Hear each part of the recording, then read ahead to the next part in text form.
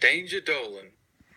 So, hello ladies and gentlemen, my name is Tom Burns and I'm here yet again to do another video. Now this one's called Top 15 Saddest... Hang on a minute.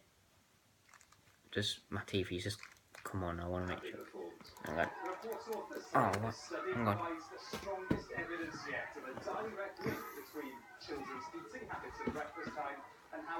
Why is this not muting? This is the first such study, and I think, although it's obvious... Sorry, my TV's not muted for some reason. Anyway, this is called Top 15 Saddest Video Game Endings. Now, without a shadow of a doubt, it's going to have spoilers. So, I just warn you now, before the video goes on, spoiler alert. If you carry on watching this video, I've already warned you there'll be spoilers, so it's your own fault. This video is by Danger Dolan, a great channel which I'm yet to subscribe to, but I will be doing shortly after this video. They've done some great videos, so go to their channel. And if you want more videos like this on my channel, press the subscribe button down below. I do reaction videos like this, mainly I try and do them daily, but they don't always get put out daily. Anyway, hope you enjoy the video.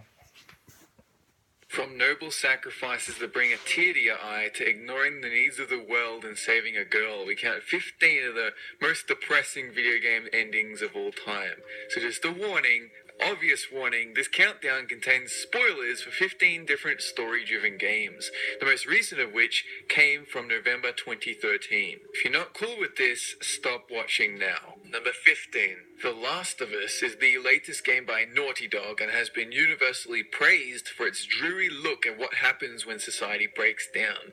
The ending of The Last of Us shows flawed humans dealing with a harsh environment. The game begins with Joel, the main character, losing his daughter. This sets up the ending where he refuses to sacrifice Ellie for a chance at saving the world. When Joel learns that the Fireflies need to kill Ellie to extract her immunity to the infection, he kills everyone on the way to save her, despite the fact that the Fireflies are the good guys and the fact that he didn't want to kill them in the first place. Number 14. The Legend of Zelda Link's Awakening. Let's just stop my video up. It was a dream all Sorry. along. Usually these words make people groan when this is the plot twist in a story. Well, Link's Awakening pulls it off in an interesting and depressing way. The game is about Link's adventure on Koholint Island, where he needs to wake the windfish, that is the egg on top of the mountain. Throughout his adventure, he meets and becomes close with many of the island's inhabitants. In the end, it turns out that the entire island was a fabrication of the windfish's mind, and that waking it up and allowing Link to leave would also wipe out the entire island and its inhabitants from existence. Number 13. Halo Reach. Succumbing to your inevitable and untimely death is a somber subject that Reach tackles head-on. If you're not even a little bit familiar with the Halo universe, you'd be aware that things weren't going to end well from the beginning, but it still manages to tear-jerk with its execution. You play as Noble 6 in Halo Reach, a newly added member to a once squad of 5, and as the game goes on, your squad mates die one by one until you're the last one left. After Noble 6 delivers an important package, he denies a ride off of the doomed planet so the ship carrying it can leave safely. Next, he is tasked with the chilling objective, survive. After endless hordes of Covenant swarm you, you realize that the task was impossible. There's no respawns this time though, as Noble 6 dies fighting on Planet Reach. Number 12. Conker's Bad Fur Day is a game of jokes about bouncing on boobs and pitchforks with googly eyes, yet it is one of the most surprising and saddest endings in gaming. Conker's journey started so he could save his girlfriend and maybe get some cash on the way. He goes through a bunch of wacky areas, beats some ridiculous bosses, and even breaks the fourth wall in order to get the programmers to do his bidding. However, at the end of the game, his girlfriend is dead, and he forgets to ask the programmers to bring her back to life. He is then elected as king of the land, even though he doesn't like anyone in the kingdom, and all he wants to do is go back home with his now dead girlfriend. Number 11. Grand Theft Auto 4. The GTA series is well I known for completed this immersive game. worlds and Fucking environments, with the story taking you into a crime world that most people would never want to be in. The characters are out for it big, and at the end of GTA 4, you're given two choices, but both of them end in tragedy. The first choice is to side with Kate, Nico's girlfriend, which involves Nico giving up on his criminal life so he could be with Kate. However, this ends with Kate dying. On the flip side, if you side with Roman and decide to go for the money, Roman is the one that ends up dying. This is orchestrated so that the person you care about is the one that dies, giving maximum emotional impact. Number 10, Brothers, A Tale of Two Sons. So this game is a simple kind of puzzle game where each thumbstick controls a different character. Controlling both of them at the same time can really drain you, but not nearly as much as the somber ending. The game begins with the brother's mother dying and the father getting sick, so the brothers go off on a journey to get the water of life. Just before they arrive at their destination, one of the brothers gets mortally wounded. The other brother races to get the water of life and rushes back only to find his brother is dead. He then has to make it back to his father. When he arrives home, the water heals his father and the game ends with them mourning their loss. Number 9, Infamous 2, the bad karma ending. So this is one of those games with moral choices where there's no middle of the road. However, this plays off with the endings where it wouldn't make sense in the story to have a neutral side. Both endings have a dark side to them. The good ending forces you to kill yourself in all of the conduits. The bad ending is what gripped many people, and it's not the final choice you have to make that made people sad. It's the fact that you need to kill the most likable character in the game to do it. Zeke was the only character in the game that was consistently by your back the whole way through. Although he wasn't on your side in the previous game, he more than makes up for it in Infamous 2. Number 8, To the Moon is a game about memories and how important they are to us. In the game, there's a service for fabricating memories for those that are dying, so they can die without regrets.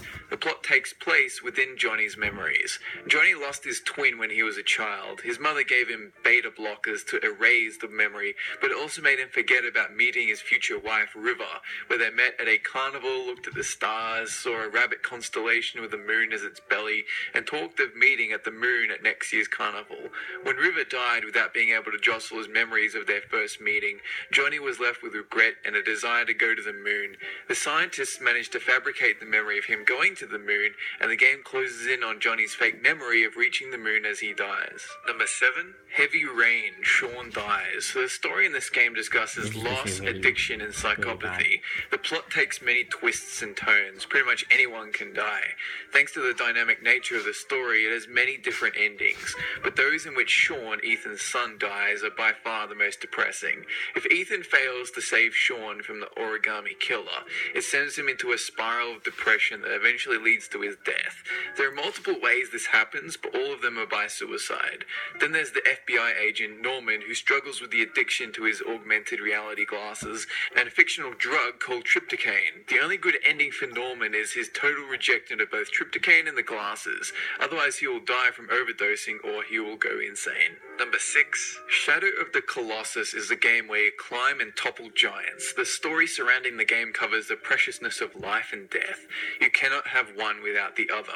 Wanda, the protagonist, kills the Colossi for the demigod Dormin in order to bring his spouse Emon back to life. However, what he doesn't realize is that Dormin was using him. Dormin's essence was trapped in the Colossi to imprison it, and with each Colossi's death, a piece of Dormin entered his body. The game ends with Wanda fully enveloping Dormin's soul. Then the cavalry arrives and defeats Wanda and Dormin with him.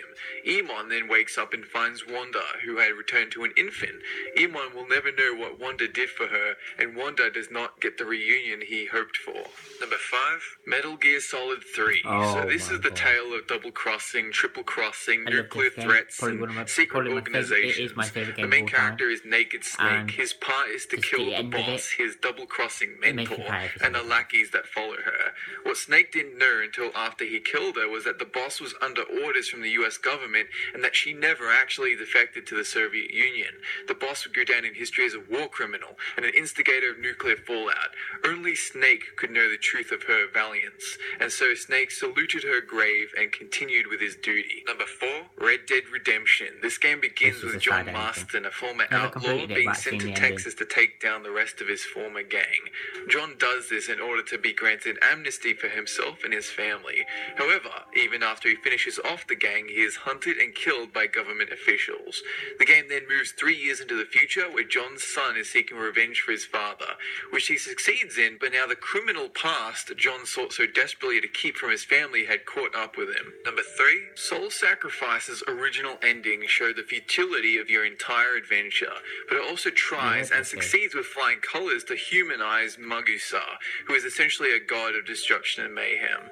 The story starts with saying that the main character, Librom, is going to turn into a destructive force of evil, so he teams up with Magusa, before he was a god, in an effort to find the magical wish-granting chalice. Along the way, Librom and Magusa become close friends. It ends with Librom facing two choices: refuse to sacrifice your friend, spare Magusa's life, and spend an eternity of death and rebirth, or sacrifice Magusa, claim the Grail, and restart the world, only for everything to repeat the exact same way. Number 2, in Mother 3, the protagonist swaps around, time skips forward, and characters selflessly sacrifice themselves for the good of their homeland. The story surrounds a father named Flint, two twin sons named Klaus and Lucas, and a suspiciously pig-like antagonist named Porky. They all go through the motions of a prophecy laid down before them long ago. Klaus, Lucas, and Flint are separated from each other and aren't reunited until the end, where it's revealed that Klaus was the masked enemy that had hunted Lucas for half of the game. In the final fight, Klaus kills himself in a moment of clarity to defeat Porky and save the world. Number 1, Nier. This is the apex of depressing video games. There are 4 endings, sort of, but not really, since endings A and B are just continuations that lead up to the real endings, C and D. The story is about Nier living in a post-apocalyptic land. Nier goes on a journey to save his daughter against the Shadow Lord, only it's found out in the end that all of the people in the world are just soulless husks.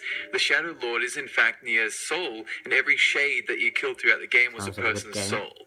That's not the most depressing part. In endings C and D, you have a choice to either save Cain, Nier's lover, or to erase your very existence from the world. And to show his departure from existence, the game erases all of your save data and makes you watch while it does it. That's it for this countdown, and have a good one! Okay, well, half of the games I never even heard of, so it wasn't too bad. But Metal Gear Solid 3 Snake Eater, wow, quite sad. I'm a little bit pissed off because I'm actually playing through The Last of Us at the moment, and the ending was just spoiled for me. Although I have got a couple of new games recently, so I've kind of put it to the side and not played it recently. So by the time I probably play it, my memory's that bad, I'll probably forget what happens. Yeah, I mean,